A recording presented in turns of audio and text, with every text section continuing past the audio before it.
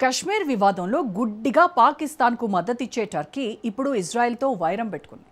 నయా ఒటోమన్ వాదంతో పని కట్టుకుని టెల్ అవీవ్ హిట్ లిస్ట్లోకి వెళ్తోంది. ఇజ్రాయెల్కు ఒకప్పుడు బెస్ట్ ఫ్రెండ్గా వ్యవహరించిన అంకారా ఇప్పుడు ఆ దేశ ఉనికినే పూర్తిగా తుడిచిపెట్టేయాలని చూస్తోంది. ఈ క్రమంలోనే ఎర్డోగన్కు నెతన్యాహు సీరియస్ వార్నింగ్ ఇచ్చారు. ఇజ్రాయెల్ జోలికొస్తే ఫలితం చాలా దారుణంగా ఉంటుందని టర్కీని హెచ్చరించారు. అంతేకాదు, మొదటి ప్రపంచ యుద్ధంలో అర్మేనియాలో ఒటోమన్ సామ్రాజ్యం ఊచకోతను జెనోసైడ్గా అధికారికంగా గుర్తిస్తూ సంచలన ప్రకటన చేశారు.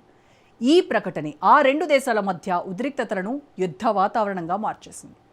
ఇంతకు ఒకప్పుడు బెస్ట్ ఫ్రెండ్స్గా ఉన్న ఇజ్రాయెల్ టర్కీ మధ్య ఈ శత్రుత్వానికి రీజన్ ఏంటి? ఇజ్రాయెల్ ఉనికినే తుడిచిపెట్టేయాలని ఎర్డోగన్ ఎందుకు భావిస్తున్నాడు? ఈ కుట్రలను నెతన్యాహు సర్కార్ ఎలా తిప్పికొట్టబోతోంది? ఇజ్రాయెల్ టర్కీ మధ్య పీక్స్కు చేరుతున్న వివాదం. ఎర్డోగన్ వార్నింగ్ వైల్డ్గా రియాక్ట్ అయిన నెతన్యాహు. ఒకప్పటి బెస్ట్ ఫ్రెండ్స్ మధ్య భీకర యుద్ధం తప్పదా? 2026 జూన్ 28 ఇజ్రాయెల్ టర్కీ మధ్య వివాదాన్ని పీక్స్కు చేర్చిన రోజది. ఒకరిపై ఒకరు తీవ్ర విమర్శలు, వ్యూహాత్మక నిర్ణయాలతో ఇరు దేశాల మధ్య వివాదం మరింత ముదిరింది. గాజా యుద్ధం ప్రారంభమైనప్పటి నుండి ఆ రెండు దేశాల మధ్య దౌత్య సంబంధాలు క్షీణించగా ఆదివారం నాటి పరిణామాలు ఆ ఉద్రిక్తతని పీక్ స్టేజ్కి తీసుకువెళ్లాయి. తాజాగా జరిగిన కేబినెట్ సమావేశంలో ఇజ్రాయెల్ ప్రభుత్వం ఒక చారిత్రాత్మక సంచలన నిర్ణయం తీసుకుంది. మొదటి ప్రపంచ యుద్ధం సమయంలో అంటే 1915లో ఒట్టోమన్ సామ్రాజ్యం చేతిలో సుమారు 15 లక్షల మంది ఆర్మేనియన్లు దారుణంగా హత్యకు గురవడాన్ని జెనోసైడ్ అంటే ఇతర జాతి నిర్మూలన సమూహ హత్యలుగా ఇజ్రాయెల్ కేబినెట్ ఏకగ్రీవంగా ఆమోదించింది. గతంలో టర్కీతో ఉన్న దౌత్య వ్యూహాత్మక సంబంధాల దృష్ట్యా ఇజ్రాయెల్ ఈ విషయాన్ని అధికారికంగా ప్రస్తావించడానికి వెనుకాడేది. కానీ ప్రస్తుత ఉద్రిక్తతల నేపథ్యంలో టర్కీకి గట్టి కౌంటర్ ఇచ్చేందుకు ఈ నిర్ణయం తీసుకుంది.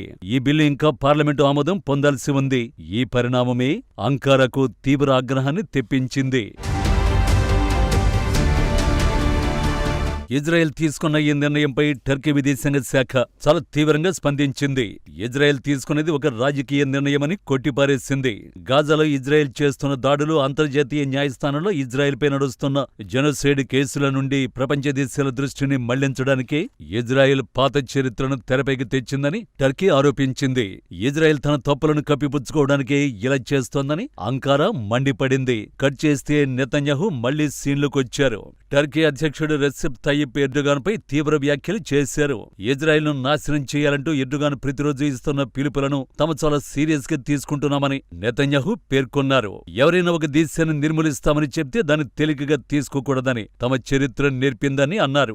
ఈ విషయమే తమ మిత్రదేశమైన అమెరికా దృష్టికి కూడా ఎర్డోగాన్ వ్యాఖ్యలను తీసుకెళ్తామని, టర్కీ బెదిరింపుల్ని అస్సలు ఉపేక్షించబోమని నెతన్యాహు స్పష్టం చేశారు. గాజా ప్రాంతీయ ఉద్రిక్తతలపై టర్కీ అధ్యక్షుడు ఎర్డోగాన్ ఇజ్రాయెల్ను నాజీ జర్మనీతో పోలుస్తూ నిరంతరం విమర్శలు గుప్పిస్తుండగా దానికి ప్రతీకారంగా ఇజ్రాయెల్ టర్కీ చరిత్రలోని సున్నితమైన ఆర్మేనియన్ జెనోసైడ్ ను అధికారికంగా అస్త్రంగా వాడుకోవడంతో ఈ వివాదం సరికొత్త దౌత్య యుద్ధానికి దారితీసింది. నిజానికి ఈ రెండు దేశాల మధ్య వివాదం ఇటీవల తీవ్ర స్థాయిలో కొనసాగుతోంది. అందుకు టర్కీ అధ్యక్షుడి వైఖరి కారణం. ఆధునిక టర్కీ వ్యవస్థాపకుడు ముస్తఫా కెమాల్ అటాతుర్క్ టర్కీని ఒక లౌకిక ఆధునిక దేశంగా తీర్చిదిద్దారు. ఆ కాలంలోనే ఇజ్రాయెల్తో టర్కీ సత్సంబంధాలు ఏర్పడ్డాయి. కానీ ఎర్డోగాన్ అధికారంలోకి వచ్చాక అటాతుర్క్ లౌకికవాదాన్ని పక్కన పెట్టి పాత ఒట్టోమన్ సామ్రాజ్య వైభవాన్ని తిరిగి తీసుకురావాలనే తీవ్ర ఇస్లామిక్ అజెండాను ఎంచుకున్నారు. ముస్లిం ప్రపంచానికి తానే ఏకైక నాయకుడు కావాలనేది ఎర్డోగాన్ ప్లాన్. ఇందులో భాగంగానే ఇజ్రాయెల్పై విషం కక్కుతున్నాడు. అక్టోబర్ 7, 2023న హమాస్ జరిపిన అమానవీయ దాడిని ఖండించాల్సింది పోయి హమాస్ను ఒక విముక్తి పోరాట సంస్థగా ఎర్డోగాన్ అభివర్ణించడం ఎర్డోగాన్ ఉగ్రవాద అనుకూల ధోరణికి నిదర్శనం. జెరూసలేంను విముక్తి చేస్తామనడం ద్వారా ఇజ్రాయెల్ సార్వభౌమత్వాన్ని టర్కీ నేరుగా సవాల్ చేస్తోంది. ఈ పరిణామాల నేపథ్యంలోనే టర్కీ గత చరిత్రను టచ్ చేస్తున్నారు నెతన్యాహు.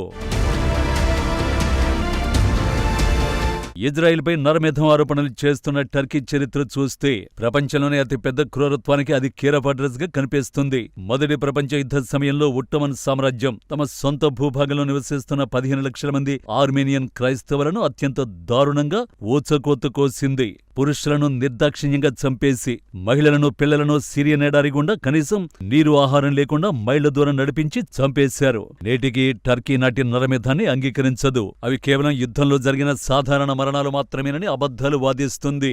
గతంలో ప్రాంతీయ స్థిరత్వం కోసం ఇజ్రాయెల్ ఈ విషయాన్ని అధికారికంగా గుర్తించలేదు. కానీ ఎర్డోగాన్ హద్దులు దాటడంతో ఇజ్రాయెల్ ప్రభుత్వం ఏకగ్రీవంగా ఆర్మేనియన్ నరమేధాన్ని అధికారికంగా గుర్తిస్తూ నిర్ణయం తీసుకుంది.